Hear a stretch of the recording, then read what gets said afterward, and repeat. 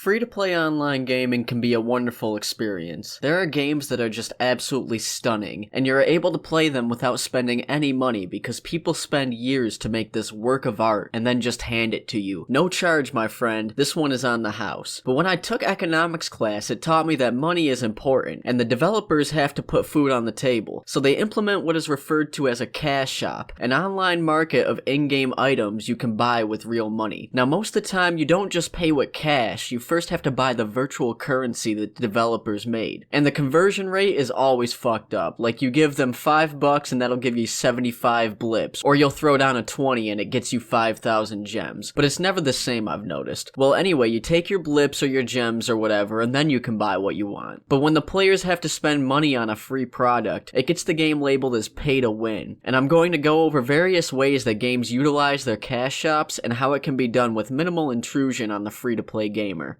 Now let's start with RPG cash shops. One of the most basic items I see are XP bonuses. See, the developers know you don't want to wait weeks grinding out a new game to get to the good stuff, so they dangle a shortcut in front of your face as incentive to get your nickels and dimes. Now that seems relatively harmless in the grand scheme of things, right? Well, what about when they introduce weapons and armor that you can pay for using your gems or blips? And these items just so happen to be better than the items available outside of the cash shop. See, that's an example of a way that developers can make you feel obligated to spend money if you want to be competitive in a player versus player environment, or if you want to feel like the game's strongest character. And the people making games caught on to the fact that people don't like cash shop only weapons and armor, so instead they started developing crafting systems centered completely around making the cash shop more enticing. See, allowing you to upgrade your armor and weapon makes you feel like they have more potential, but there's a catch. Even if you have the materials to upgrade, the upgrade might not work. These craft items work on a success ratio that starts out high but gets exponentially lower each time you upgrade. And the reason they added this is so they could have items in the cash shop that will give you a better chance or a guaranteed upgrade to your weapon or armor. And some of these games are brutal. They will have your item break if you fail to upgrade, so unless you want to roll the dice and risk breaking your item, you'll be paying to have it upgraded. And that brings us to shooters, a genre notorious for having very intrusive cash shops. Every free-to-play shooter I know of has guns that you need to pay for with real money. And usually these weapons are noticeably better than the guns that you can get without paying. And the worst offenders are the tactical first-person shooters, because this makes the entire balance of the game shift in favor of the paying players, while simultaneously making everyone else feel like they've been cheated somehow. And not only that, but in some shooters, the weapons you can spend the free in-game cash to buy degrade with use and have to be repaired, exhausting all of your resources to buy more guns with the currency you get just by playing the game. But let's move to the opposite spectrum, the MOBAs, because in my opinion, MOBAs changed how you can profit from free-to-play gaming while keeping the community happy. Their cash shops revolve around skins, and when you buy a skin, it doesn't give you any advantage over another player. A skin is just an aesthetic change for you to look at, and it makes you feel different from other players. And in almost all cases, the new characters introduced to the game in a MOBA can be paid for with the currency that you get just by playing the game. The only problem is that some of these economies between the free-to-play currency and the real-life currency is completely unbalanced. Say you get 100 credits a game, and a new character costs 10,000 credits. You would have to play 100 games to get the new character, but you have the option to buy 50 blips for $5, and each character only costs 20 blips. That makes an undeniable advantage to just spending the $5, because the time you would need to invest in getting the free-to-play currency is too daunting to take on. Plus, say you buy 2 characters, that's only 40 blips spent, so you have the extra 10 blips left over, so the next time you buy blips you feel as though you've gotten a deal.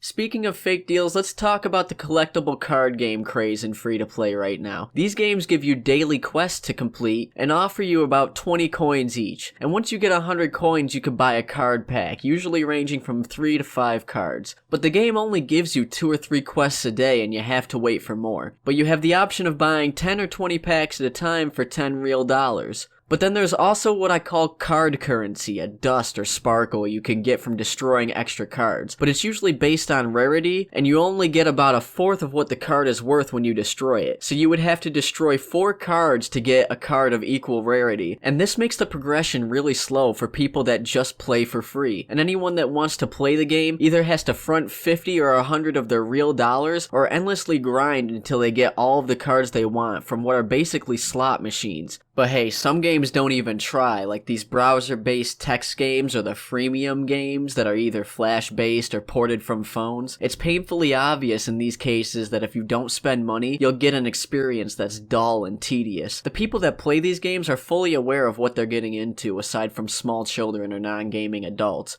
And some universal ways of trying to force players to spend money on a free game I've noticed is like in class-based games where there's a shortage of character slots. Now say a game has 7 classes but you only get 2 slots. You're left with a dilemma, because once you fill those slots there's only 3 options. You either create a new account, which is a hassle, you delete one of your characters you've spent hours upon days of gameplay working on, or you pay to add a new character slot. And the worst way games try to get people to spend money is when they make the cash shop obnoxiously noticeable. You know what I'm talking about. When there's an overly shiny blip and it glows and pops up when you try to do something else. It's just really a pet peeve of mine. So let's work together and try to come up with a free-to-play model that can change how people feel about the term cash shop, because let's face it, it's definitely in a negative light, and probably always will be. In my opinion, if the focus is on aesthetic pieces that don't interfere with the game balance, and doesn't get in the way of free-to-play gamers' experience, then there's nothing wrong with it. And the only way to implement items that you can pay for with real money are also by making them available with the in-game currency. And the in-game currency has to be somewhat reasonable, like instead of a 50-to-1 ratio, try making it a 10-to-1 ratio. If it's a shooter game, then get rid of the weapon degrade system altogether. It drains the game of fun. And if it's a class-based system, just at least let me have as many slots as there is classes. That's not too much to ask for. But honestly, I want to hear of what you guys have to say on the subject. Please comment on how you think a cash shop can be managed without taking away from a gamer's experience who doesn't want to spend money. And if you like this video, click like on the video. It would make my day. And I'm not going to give you an incentive or anything, but please subscribe if you liked it and want to hear more of me talking about various games and everything about them.